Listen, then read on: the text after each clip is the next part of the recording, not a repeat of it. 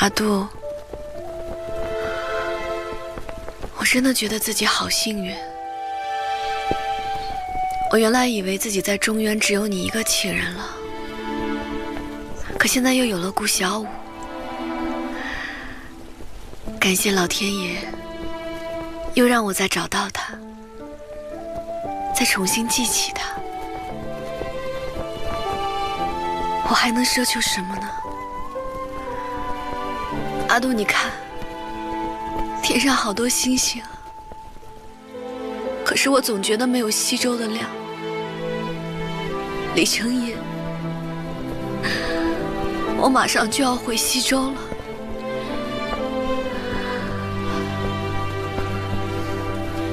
顾小舞，顾小舞，顾小舞，顾小舞，顾小舞，顾小舞。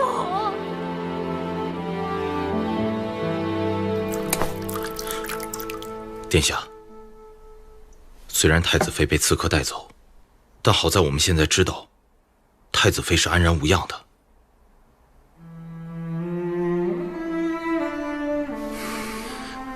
阿昭，你说小凤是被带走的，还是她就是想走啊？殿下想多了吧？太子妃一向主意多，她这么做，可能有她的想法。她平时总是一副没心没肺的样子，但鬼点子却又特别多，总是爱闯祸，执拗的跟头牛一样。太子妃这拗劲儿，也不单只是闯祸，往往歪打正着，也都帮了我们大忙。可是我不想她卷入我们的是非之中，我只想她每天没心没肺的就好了。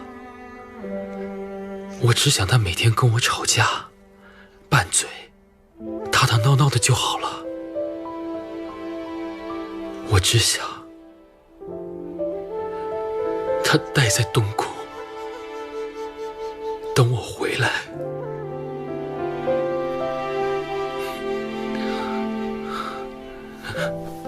阿昭，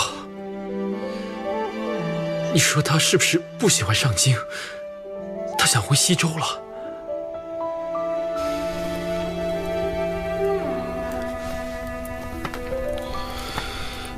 有心事啊？没有。早点休息吧，明天一早我们就出城去。小舞，我在想，马上就要到上元灯节了，不然我们过完节再走吧。我们在这耗的时间越长，就越容易被官兵发现。而且上元灯节人多眼杂的，上街不方便。怎么会呢？那天街上的人肯定特别多，我们混在人群里面，反而不容易被发现。而且这2天除了烤鱼和烤红薯，我们也没吃点别的。我想去米罗那里好好吃一顿。你是不是还放不下李成银？没有，自从我知道你是顾小舞，我就不允许自己的心里再有别人了。那我要不是顾小舞呢？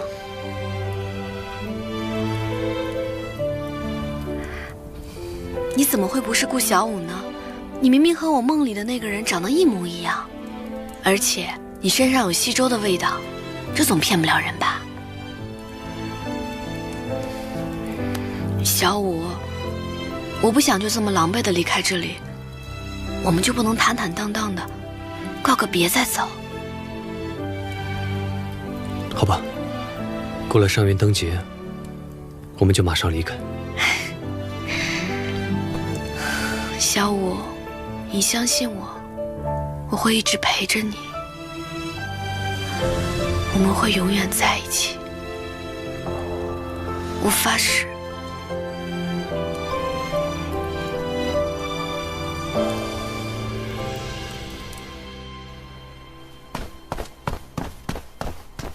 父亲，您之前让儿子找到那个太傅，我们已经找到了，只是找到的时候，他已经悬梁自尽，尸体还吊在屋子里，看样子死的时间不长。恐怕他早就知道我们要去找他。此事果然没有这么简单。背后这个人到底是谁？是太子？太子？不会吧？是皇上？恐怕早就有人开始小伙们的，而我们还以为是在泡汤。给你大哥写信，此事要想平安了结，恐怕只能指望他在皇上那儿扳回一局了。撤！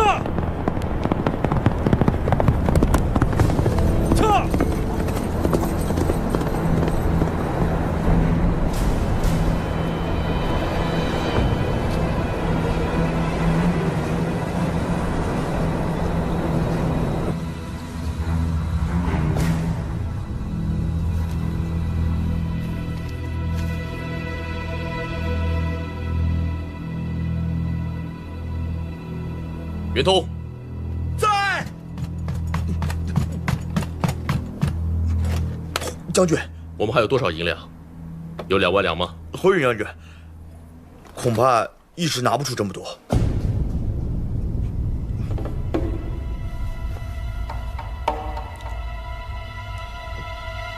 咽下去。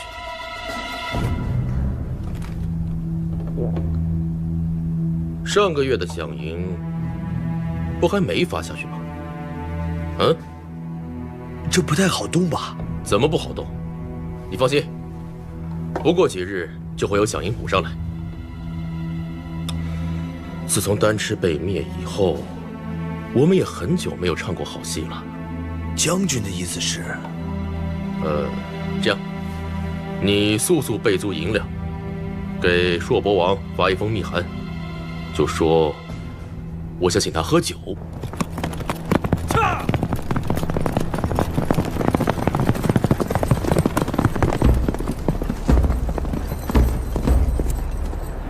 大人，西江护府传来急报，朔伯一族仅1日1夜就夺下了淮边、西楚、游山3个城池。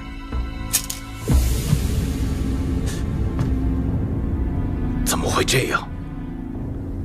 安护府有什么消息？双方交战，西江安护府不敌朔伯一族，被打退了回来。这个高显要搞什么鬼？大人，我们是否前去增援？不，命令全军戒备，原地待命。听听上京怎么说。是。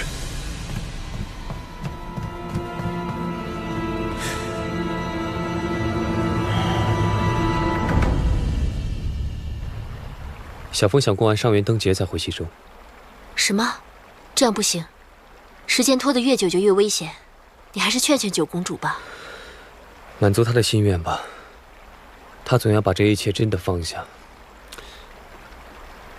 我想过了，我们可以趁上元灯节人乱的时候，从承天门直接混出城去。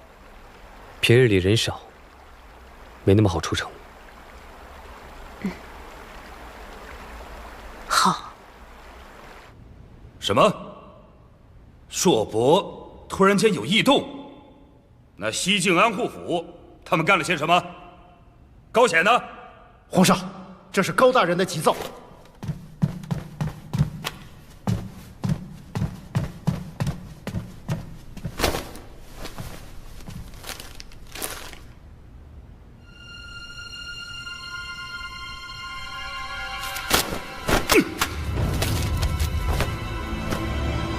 什么沙尘风暴？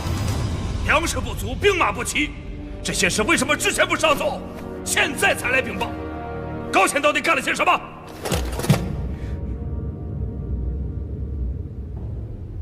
陛下，臣替犬子向陛下请罪，请陛下释回高显兵符，从严发落。陛下，边关告急，高显高将军首战失利，但高将军有着边关作战的丰富经验，是平定朔伯之乱的不二人选。只要追加粮草军备，平定朔伯之乱是有把握的。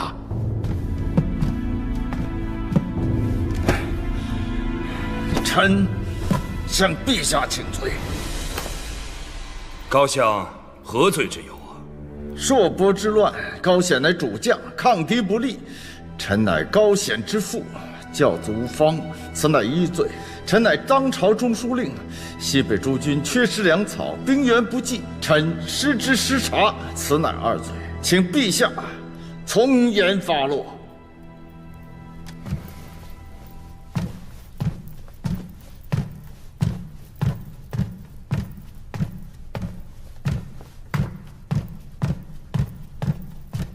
相国请起。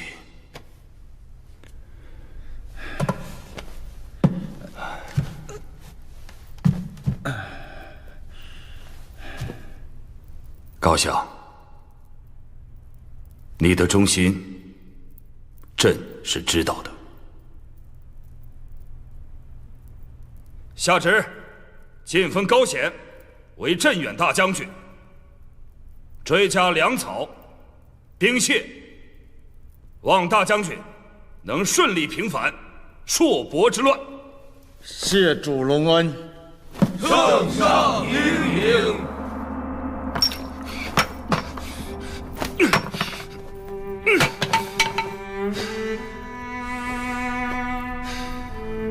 当年朕还是皇子的时候，常常与左右的兄弟豪言壮语，仿佛无所不能。总觉得面前的江山垂手可得，但朕坐上皇位之后，却发现原来根本就看不清这江山的模样，也看不清皇帝到底站在江山的哪一个位置。你说，朕到底还是不是天子？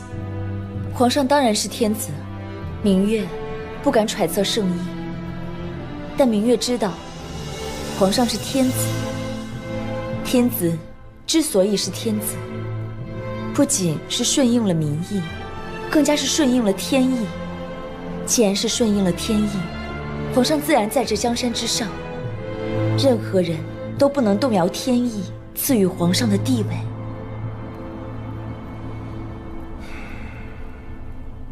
这种举子一案，你为什么不查了？难道西大人不知道这是皇上的旨意吗？是皇上不让查了。皇上何时下旨不查？在下不知道有新的旨意啊。皇上的旨意，有些是写在书面上，有些是写在脸上，还有些是写在心里。西大人，你应该知道，如今是西北吃紧，皇上要依靠高相府在西北的势力。你我什么官职啊？啊，是要以卵击石呢，还是要自取灭亡啊？自保求存，蝼蚁贪生。可惜呀，读书人的虚名，怎么敌得过吏部尚书的官帽啊？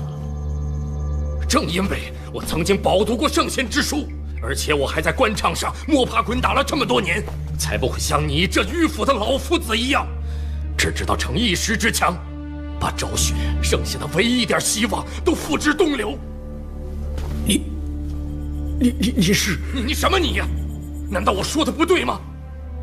你以为查案非得举着大旗敲锣鸣鼓吗？啊，都像你这么鲁莽，这案还没有查完，还不知道就已经冤死多少人了。我就知道，我没有看错人。行了，走吧。你生西某的气了？哎呦，西某这就给你赔不是。对不起啊，哪有那么多闲心一直生气呀？你难道不知道，高府的人早就盯上我了？啊，哎，免不了又得演一场戏给你们看。西某明白了。西大人啊，有劳你回去以后，马上抄一份名单，派你最信任的人送到我府中，我会派人按照这线索，即日赶去滨州。细细查访。哎呀，行了，走吧，你真让我撵你走啊！我走。你这个小人，你胆子也太小了吧！是吧？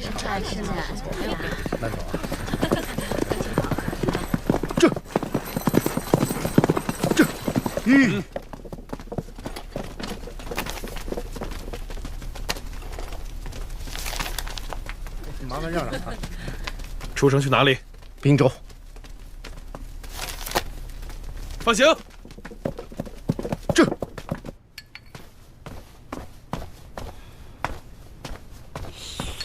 父亲，我刚刚听说西清浊去找宗焕，结果被活活给轰了出来，气得他在宗焕的府外足足的骂了半个时辰。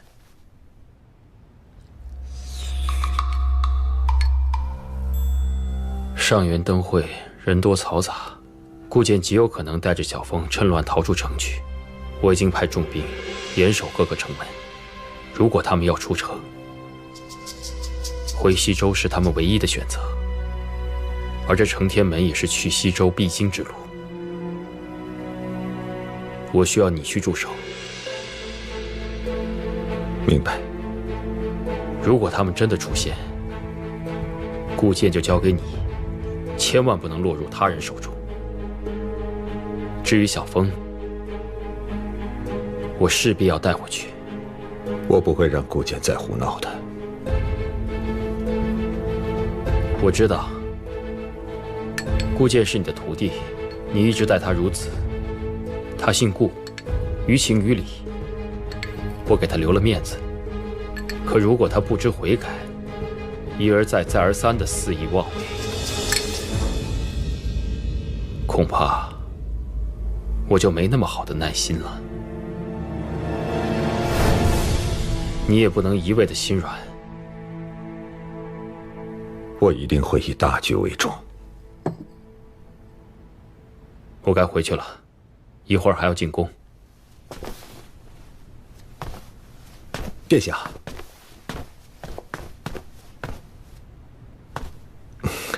殿下有见过明月吗？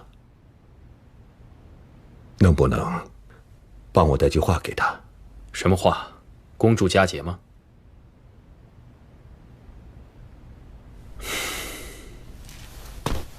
明月不是普通女子，这么多年她一个人都过来了，现在这么关键的时候，你又何必扰乱她的心境呢？你要知道，你越是关心她，她在宫中就越难挨。这至亲的爱，最难的就是不要互相拖累。你的意思我明白，可再怎么说，今天也是团圆之日，我这个当父亲的。大仇未报，朝中恶人当道，国土尚不安定，内忧外患不断，何谈团圆？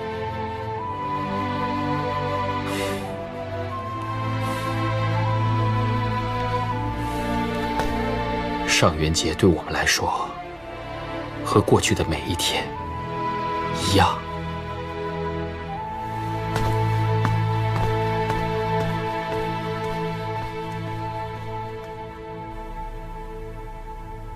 殿下，今日是上元节前夜，按礼制不好再在这大殿里独自过夜了。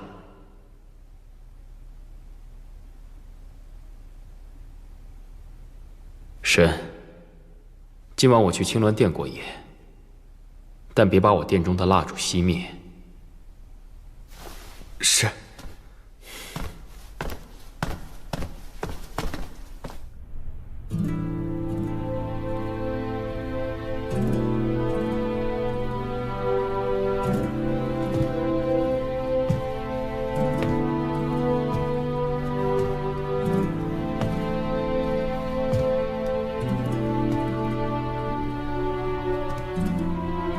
瑟瑟，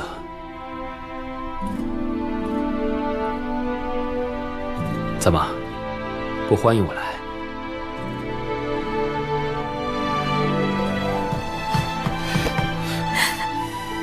瑟瑟以为殿下忘了瑟瑟，不要瑟瑟了呢。怎么会？就是太忙了。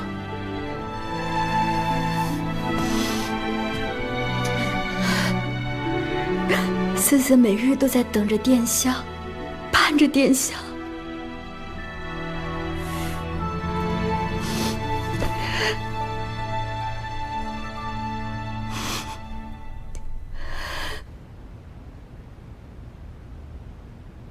老爷，进来。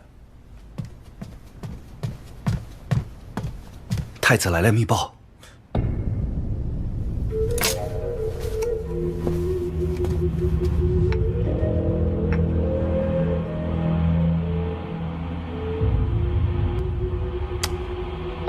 太子果然敏感，马上吩咐下去，让人严查一下硕博和高显的底细。记住了，务必找到真实凭据。是。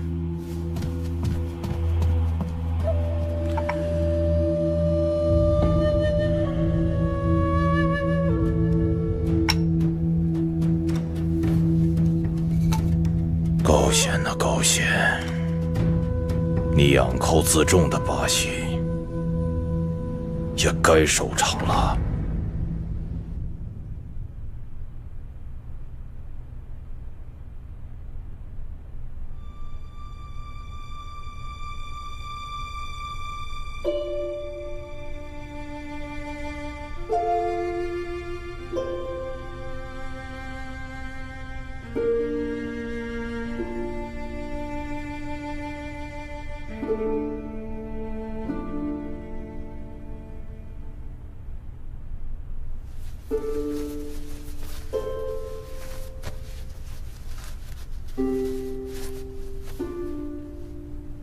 殿下这几日清减了不少，这衣带足足长了1寸。殿下是不是昨日没有睡好？没有，睡得很好。就算殿下不心疼自己的身体，瑟瑟可是要心疼的。瑟瑟体贴入微，我会牢记于心。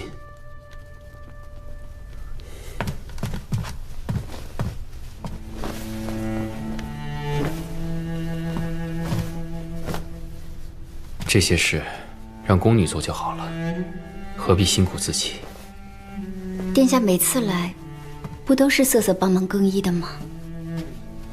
再说，今日是上元佳节，晚上戌时，殿下要与皇上、皇后一同登城楼，所以瑟瑟一定要亲自为殿下穿戴好。有劳了。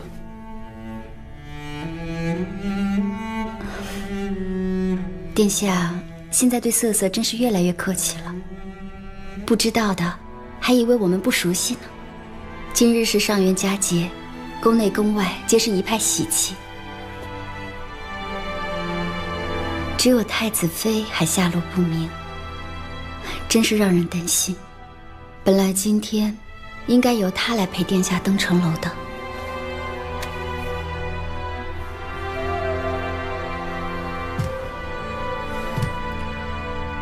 太子妃不在，是她没福分领受百姓的爱戴。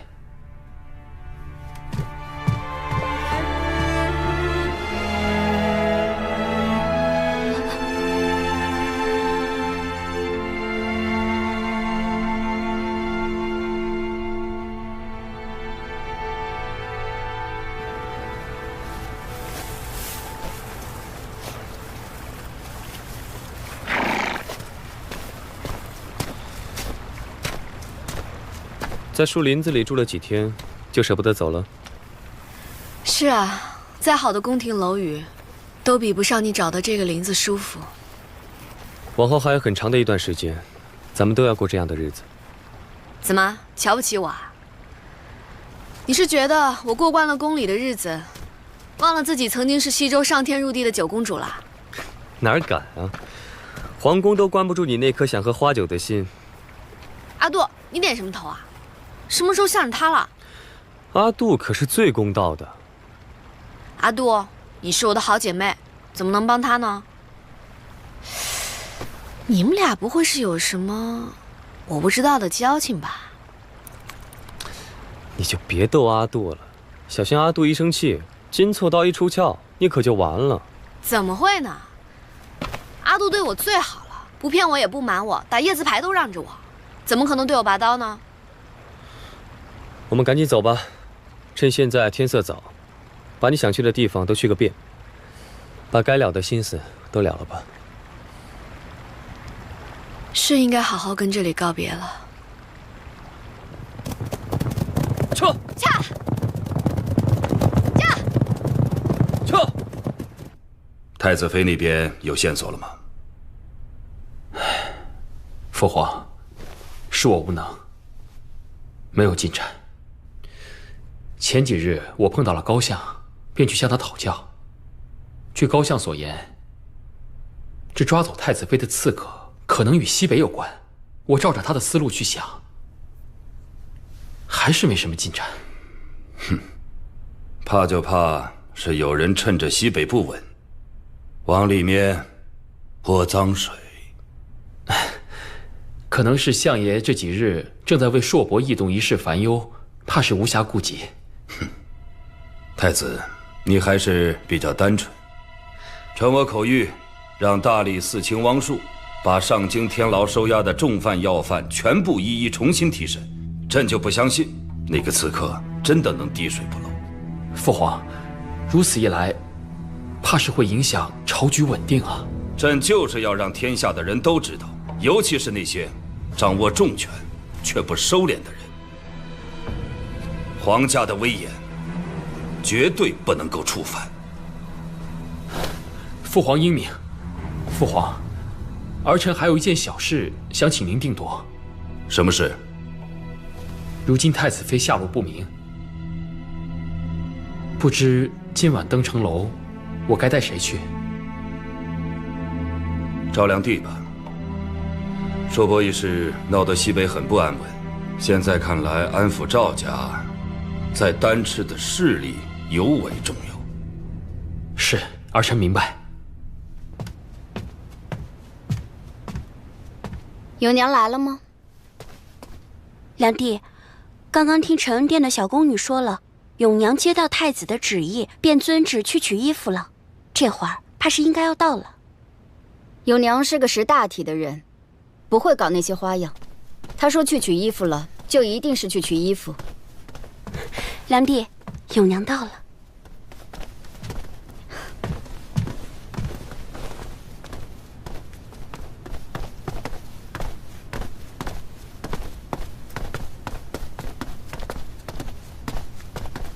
永娘拜见赵良娣。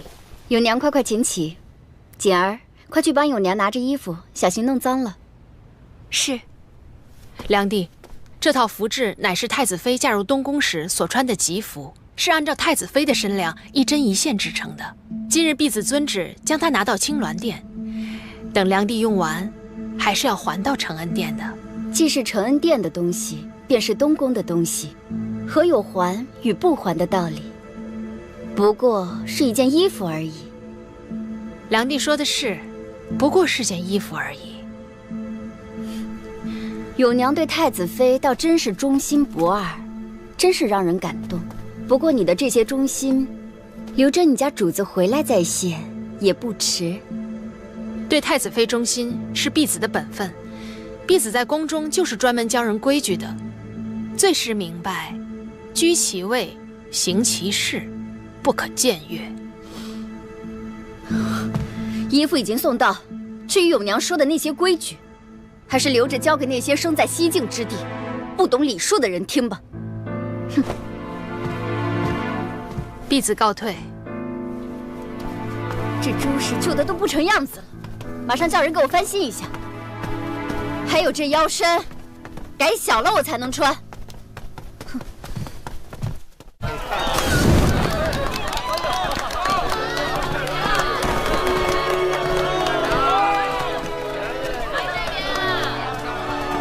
除了明玉坊，这是我在上京城唯一的落脚点。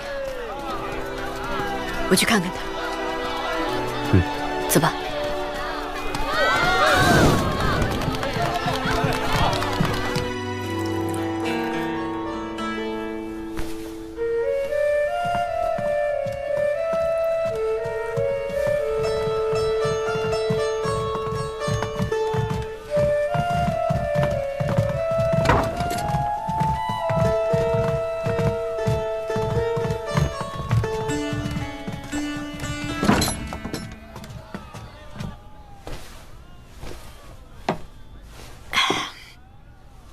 你这儿的酒还是一如既往的好啊。哼，今日夸我这儿酒好的人还挺多。那可不，来你这里的人都是像我一样懂酒的吧？这样，你要是喜欢啊，我去给你多拿几坛，你带走。米罗，坐下。以后我不能来你这里了。怎么呢？谁敢不让你来？我要回家，回西周去。所以这次我是来跟你道别的。可是他们让你走吗？这个可跟你偷偷跑出宫来喝酒可不一样啊。我这次是偷偷跑出来的，没人知道。哎，我只跟你说了啊，你要帮我保守秘密。那是一定的。可是你真的决定就放下这里的一切了？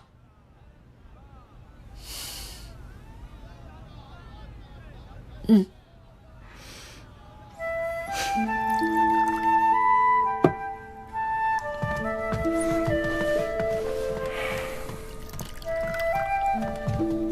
哟，公子要是再这么喝下去，可是要把自己喝醉了呀。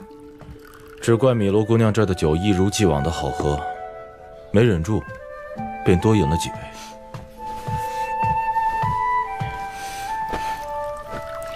今天是上元节，皇帝和太子都要出宫登城楼，难道公子不用忙着布防护卫吗？你看今日这外面多么热闹，所有人都只与别人说笑，却把自己心里事都藏了起来。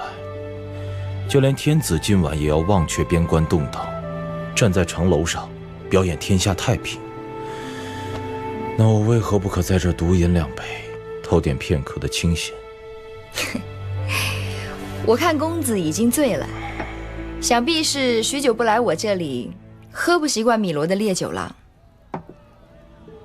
上回来还是和太子妃在一起，是很久没来了。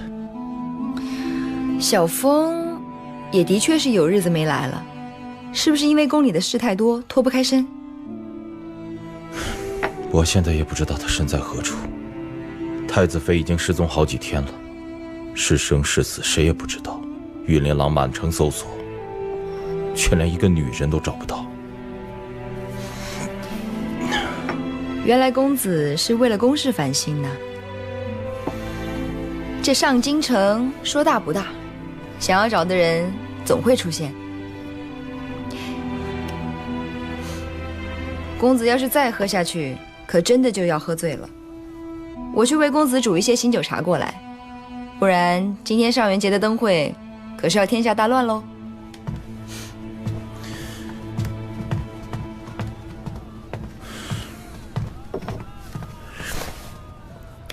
小风啊，你要知道，在这个冰冷的上京城里，还是会有人在你看不见的地方，默默的在关心着你，牵挂着你的。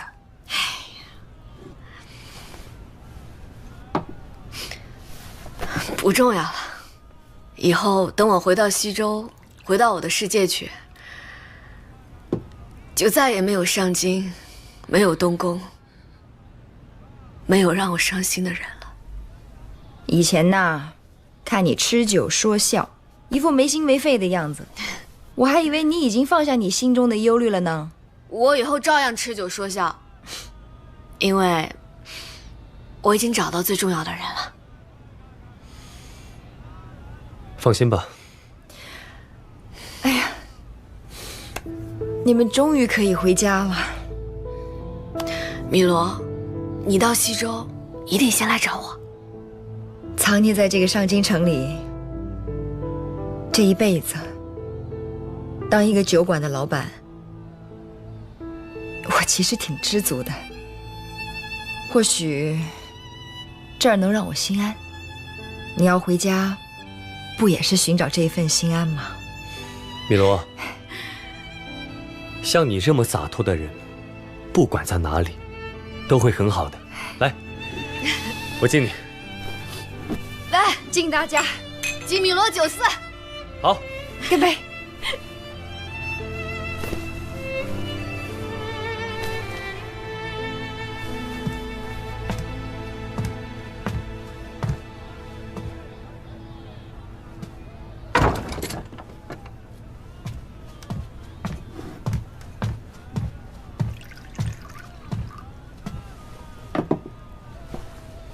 公子还是喝杯醒酒茶吧，再这么喝下去，这酒气到明天都散不了。在我们家乡，有一种习俗，可以根据公子杯下的酒字，来占卜出公子现在心中所想的人，当下如何。这一团酒字，又有何解？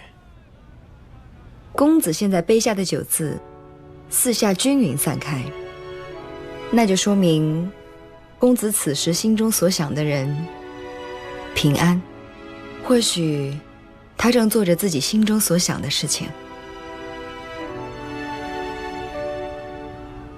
米洛，你没骗我吧？信则有，不信则无。哎，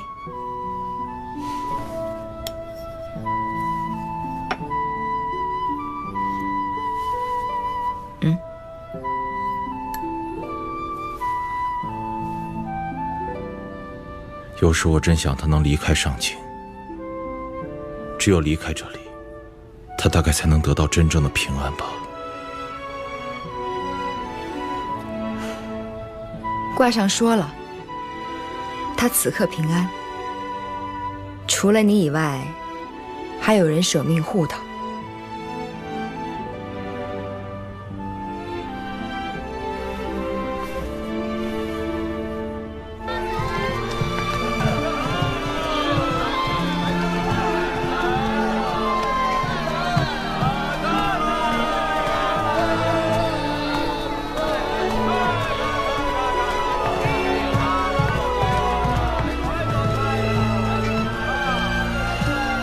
走吧。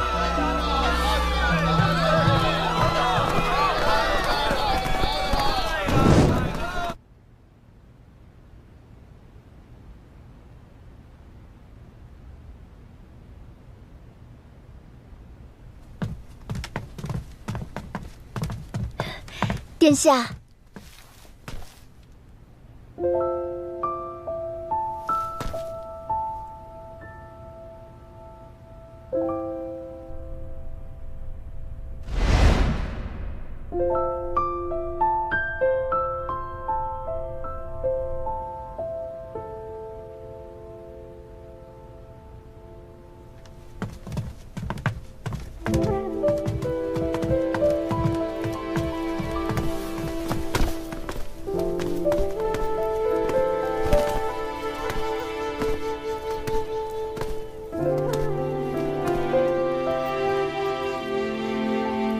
殿下，瑟瑟穿这身衣服可还合体？好看。请太子殿下为良娣戴上花胜。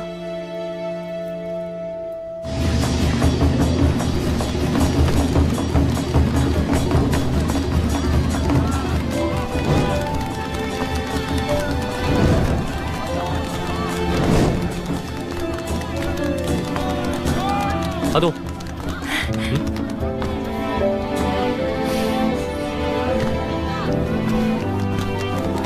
小风，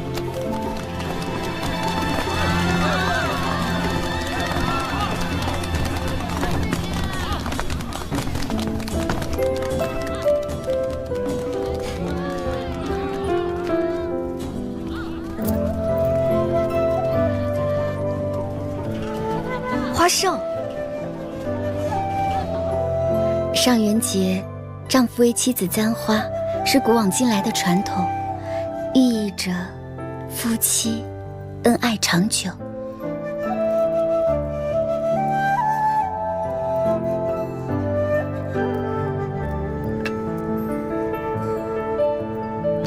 我帮你戴上。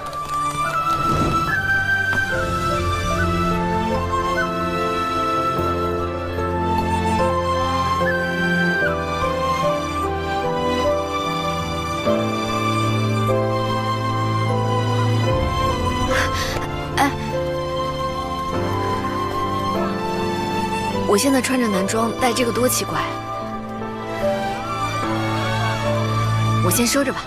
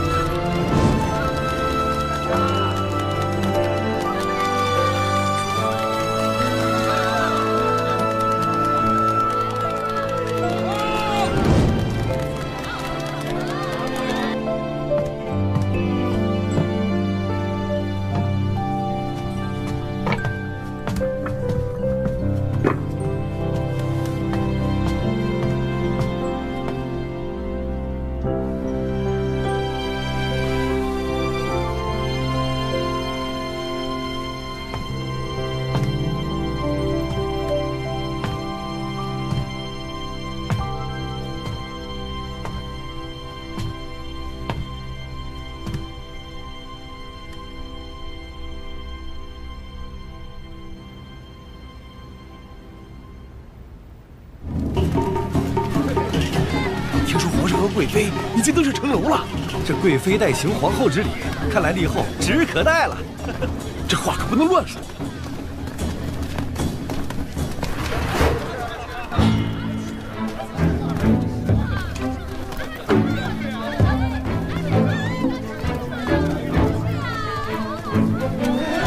圣上在城楼上呢！哎，看是那边呢！对，真的是圣上，是圣上！哎呀，圣上和贵妃啊，真是恩泽万民呐！